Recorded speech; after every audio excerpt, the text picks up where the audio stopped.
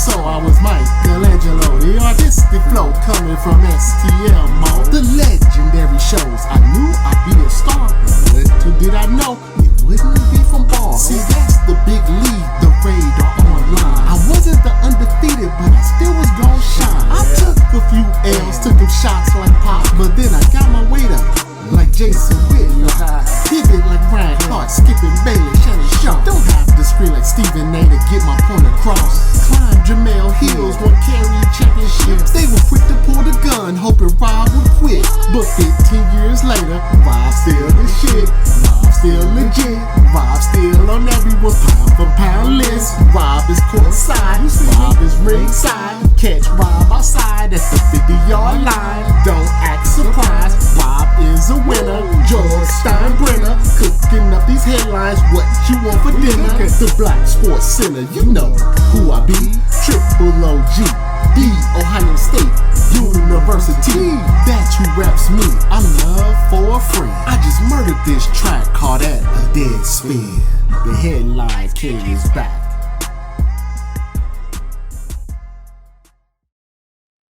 I'm not a lawyer, but I did marry one. You know the difference between a criminal case and a civil case. You know criminal charges are brought by prosecutors and you can go to jail. And you know civil cases about the cash. So I don't know why people were so surprised that Cassie and Diddy settled their civil case. It was about money. She felt she should be compensated for the pain and the trauma that Diddy allegedly put on her over a 10-year or however long they were together, period. And once the number got to where she was comfortable with, whatever number that was put out there, she settled the case. That happens in 99% of civil trials. Rarely do you see a civil trial go all the way through. Rarely do you not see a civil trial come to some sort of settlement. It's just better for most parties. The reason being, if you go to trial, they have something that's called discovery.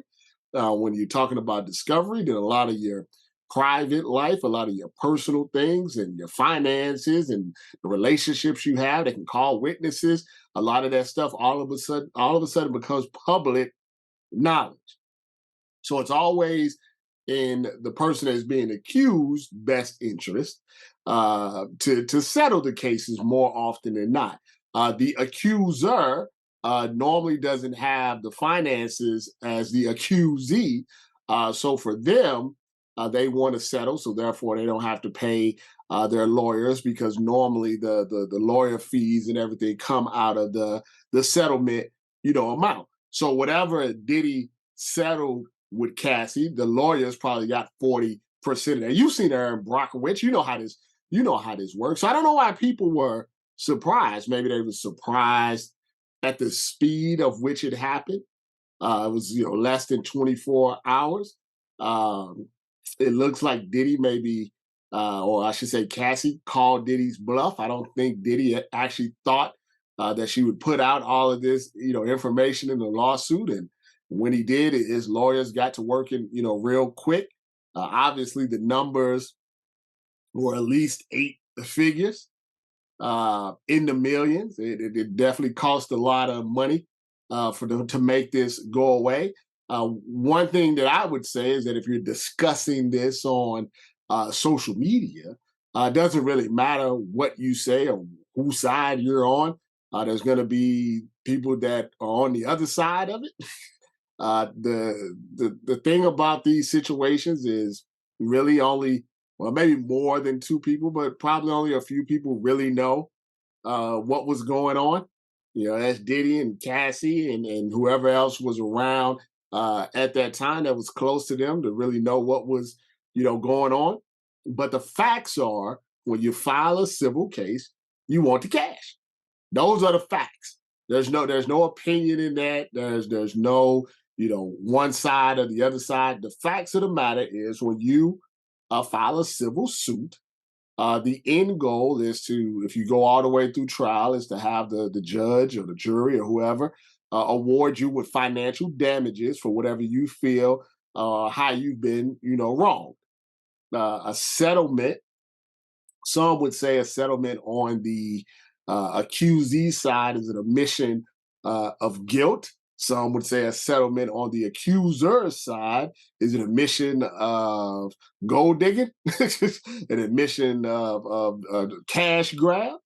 But like I said, you don't know.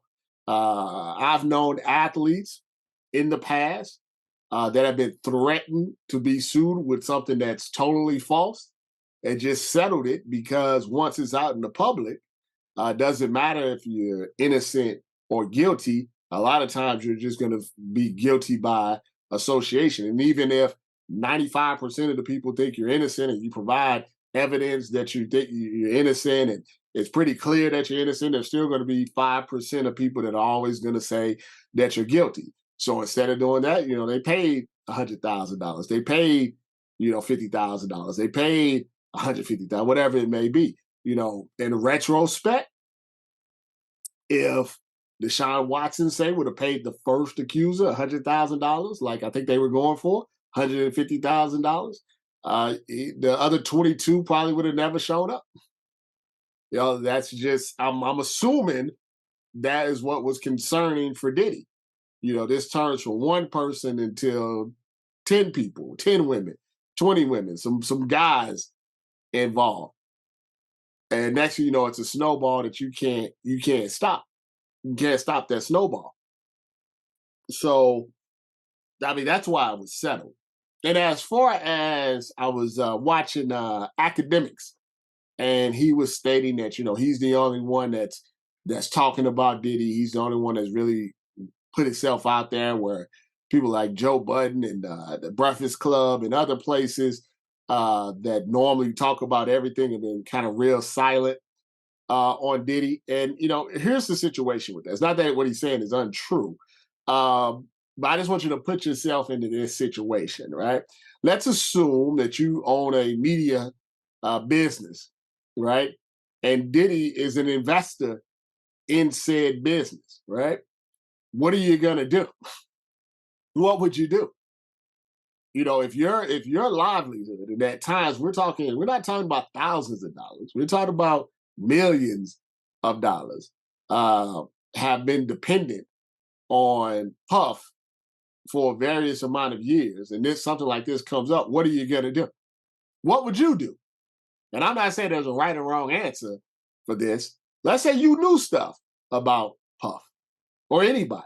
You knew something about your investor. You knew something about the person that's one of the reasons that you're successful right now. What do you do when something like this, happens? And I think, if you have independence, like say in academics, you can say whatever you want to do without any fear of repercussions per se, even though you never know what's going on behind the scenes.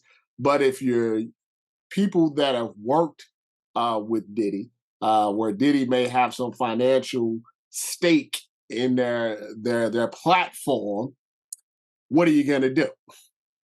How are you going to handle this? What are you going to say? See, it's easy for you or someone that's sitting behind their computer that has no attachment to Diddy, well, don't have any attachment to, how you're going to feed your family. Bad boy don't have nothing to do with that. It's easy to say that you would do that. And maybe you would, maybe you wouldn't. I can't tell you that you would or wouldn't. But it's just easier to say that than to know that, hey, this guy has invested amount into my business or who has helped me with this or helped me with that. So therefore, I'm just gonna keep my mouth closed. Now, is it hypocritical? Well, absolutely. Of course, it's very hypocritical if you're willing to talk about people that you don't like or other people in media or other people in entertainment when things happen to them and then you won't talk about it. It's absolutely hypocritical. But life is hypocritical. Life is about double standards. Uh, this should not be new news to you. Absolutely, people are not. You will literally see someone take a cause because they like somebody, but then if they don't like somebody and the same thing happens, just all of a sudden their whole mentality changes. This is not unusual behavior for people in society. So everything that happened, none of it surprised me because that's just the way things go. That's just the way things go. But I just think it's something to talk about. It's just conversation. Sometimes people act like they're more upset than they are. They act like they're more outraged than what they really are about whoever it may be. This could be one of those situations we have to see. We have to see if it goes any further than what it went. I think in the end, I think Cassie, it was a win-win for Cassie. She got to tell her truth, her story. She got to tell how she felt about things, how she felt the relationship went, and in the end, she got compensated for her trauma that she said that she went through. Lose lose for Diddy because once this stuff is out in the public, there's nothing you can do about it. He had to come out. I mean, even though he's a billionaire, he had to come out a lot of money for this, but he mitigated, I guess, what he can mitigate, and that's pretty much the end of that. One of these stories, every once in a while, it is headlines with Robert Littal. We do a story and people ask me questions. And we did a story today, and the headline wasn't even one of my, crazy headlines, I might add. It says, watch how Brandon Ingram's 29-year-old baby mama, Leah Petty, announced she's having a baby with Blazers Anfernee Simmons. And people want to know, why do athletes and entertainers, to a certain extent, uh, keep having babies with the same people? What is this circle that they have? It's actually more of a network, so to speak, than I would say a circle. Uh, Once the girls are in the network, they definitely kind of go around and around and around with the rappers and the athletes and the entertainers. Getting in the network maybe is a little harder, but once they're in, they're in. I mean, ideally, they have an end goal in mind, and sometimes that end goal is having a baby. Now, this can be triggering for a lot of people because having a baby shouldn't be seen as a financial decision. You normally want to be parents, together. The husband, the wife, the boyfriend, the girlfriend, the fiancés, or whatever together. But in some cases, the baby's for the check. And if you want to know, you say, well, why would anybody do this? Why would they be so ready? I mean, you have to think about this logically. Okay, first off, for the fellas, right? Okay, I need all my fellas, right? All my fellas, right now. I want you to think back to when you were the ages of 18 to 23. Okay, 18 to 25.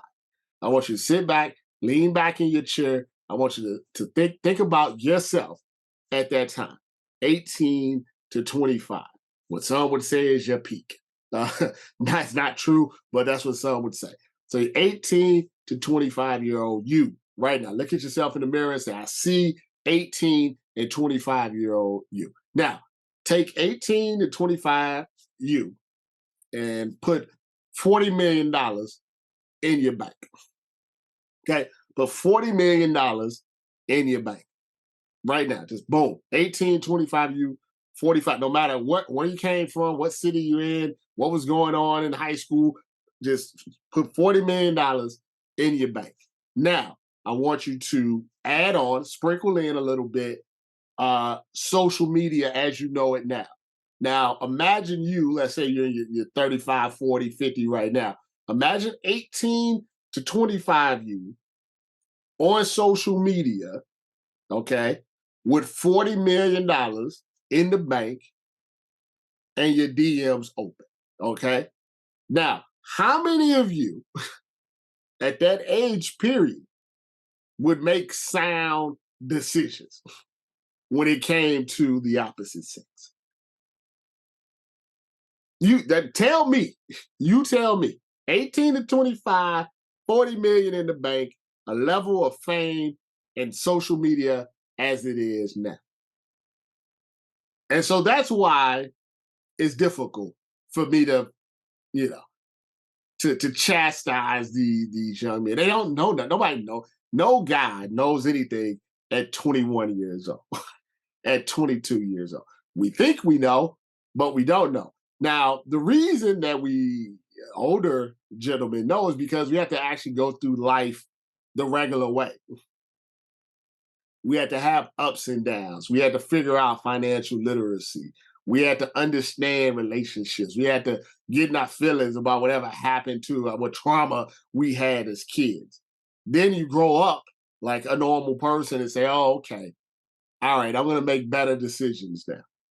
18 to 25-year-old men who have no money in their account make horrible decisions on a daily basis.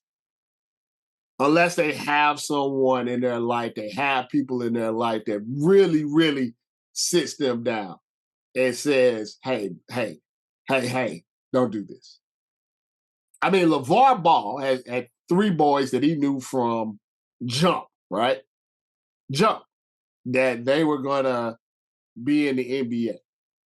LeVar Ball, who was a good athlete himself back in the day, understands the game, told his boys what to expect and what ended up happening. Lonzo got girl pregnant when he was 20, and he not with her no more. LiAngelo is with somebody on Love and Hip Hop or Real Housewives or something, I don't know. Something like that. He got her pregnant. And what, LaMelo, who's what, 21, 22, something like that, is living with a 35-year-old woman, IG model in Charlotte. Now, they knew the game, and it still happened. So, yeah, it's the intelligence of an 18 and 25-year-old male without the proper guidance, money or no money, is not the best. It's not the best. So when you take it to effect that they really don't have anybody teaching them the game, because they have so much money and fame, they're surrounded by a bunch of yes men, they have no game because they never really had to they don't have to do anything. They don't have to have a personality. And then when the women are always like, I can't believe he doesn't, he don't want to be a father. Come on. You knew all that in advance because you wasn't with him because of his values or his personality. Well, the check. Now you got the check, but you don't have the relationship. Like if you have a baby shower, right? And the only thing you can show of the father is his arm, that's a problem. That's an issue. Right? That's an issue. If you go out, you have to put an emoji over his face. That's a problem. That's an issue. So yeah, so this this type of stuff has happened over and over again. The difference now is that because of social media, you see it more. But it happened in the 80s, the 90s, the 70s, the 60s. It all happened the same. You wonder why, Dr. J, he had a couple kids he didn't even talk about today were, 20. You know what happened with Karl Malone. So it's not new type of stuff that's going on. It's just social media. And I doubt it's going to change. I remember what happened to Steve McNair, who was, doing had a little dalliance on the side and ended up getting murdered. Now there's some discussion on actually who murdered Steve McNair, but one definitely would say if he wasn't having this little dalliance on the side, he probably would still be alive right now. I said, well, surely after that, athletes would just be like, hey, maybe we should just settle down. And nothing changed. They literally saw one of their heroes slumped on the couch next to, didn't change anything at all. So I don't know why you expect anything to change now. What else is going on here? Yeah, we need to get some NFL coaches fired. Brandon Staley needs to get out of here. Mike Vrabel probably needs to get out of there. I think Mike Vrabel is tanking on purpose. Who else? Who else is on the hot seat? Oh, Ron Rivera, get out of here. Let's get an Eric Bieniemy a job somewhere. You telling me if Eric Bieniemy was the coach of the Los Angeles Chargers right now, they'd be 4-6. You believe that to be true with Justin Herbert and all those guys?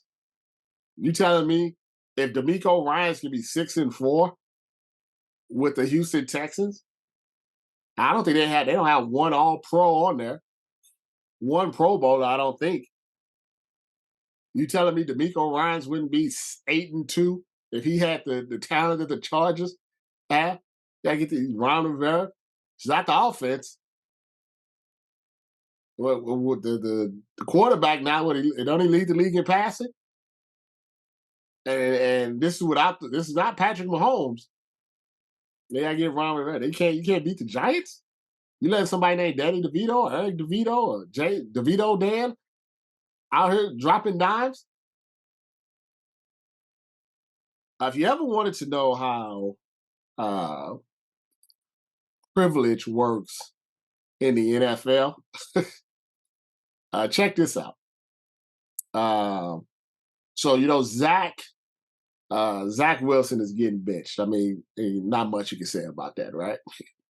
He's getting benched, and so they bring in this guy named Boyle, right? I never heard of him, but you never hear a lot about a backup quarterbacks at time.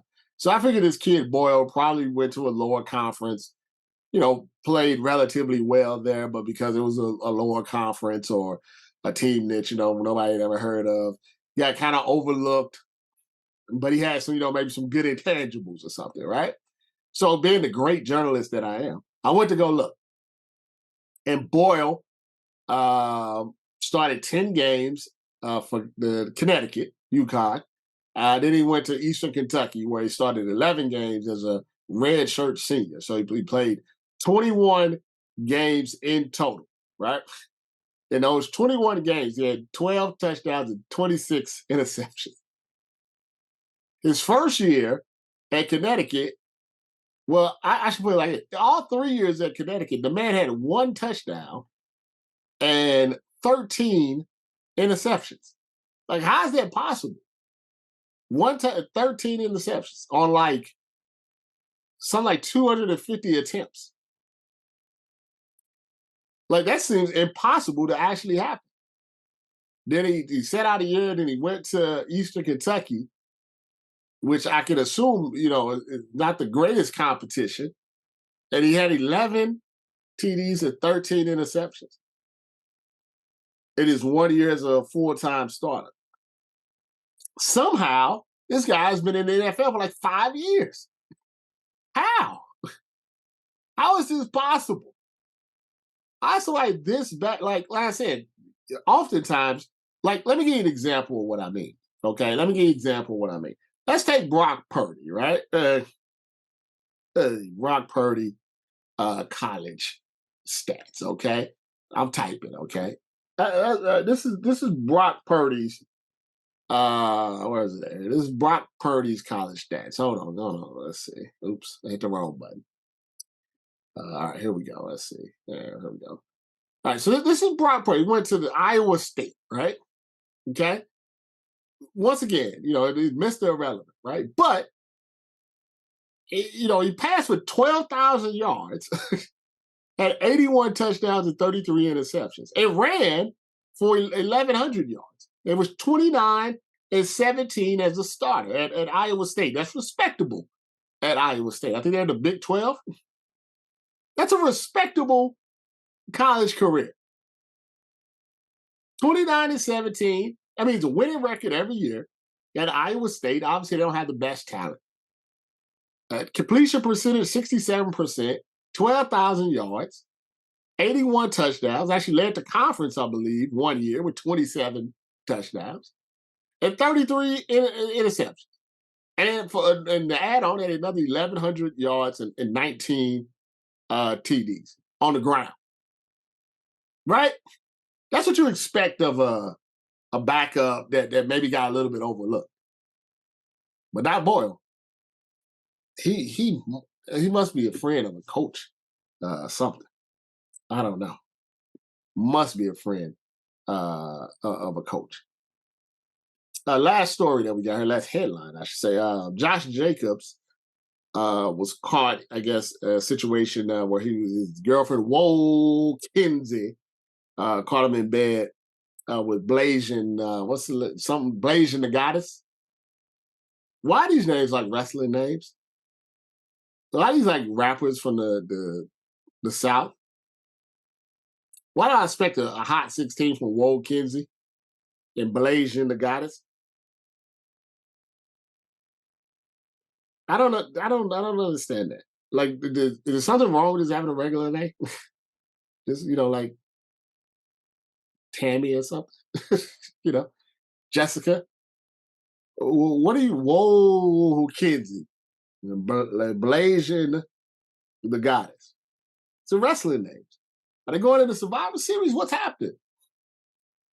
Whoa Kinsey broke up with him after that, also because she found out Josh Jacobs um, have anywhere between 5 and 10 kids. We don't know the exact number. Every time we put it out there, he gets mad about it. He's 25 years old.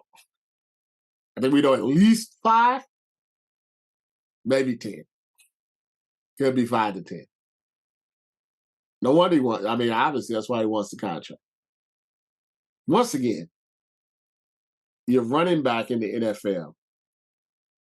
Condoms are $8. You want to have 5, 7 kids? That's the plan. You can do it like Philip Rivers. Just find one that you like, and then have all your kids with her. And that way, they all in one house. Makes things a lot easier. Don't have to be, just have them spread out there like that. You don't have to be Nick Cannon. It's okay. You don't have to be Nick Cannon. That has to. I mean, that's a lot of driving. Gas is expensive. You have to drive to all those birthday parties. Yeah, birthday party every day, every once a month. Yeah, drive. You got to remember all the names, and like the girls make up these crazy names. Why? Why at 25 years old? Why would you want to do that? Well, and and then you get with Whoa Kids. I just don't understand. I know I tried to explain to you before about the mind of an 18, 25-year-old, but at some point, you have to 3 or 4. You gotta be like, this is probably not the route I want to go.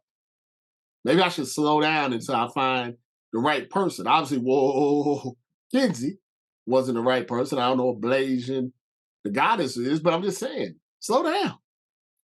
Why are we like this? Everybody can't be in a rush to be Nick Cannon. And especially when Nick Cannon makes a lot more money than running backs.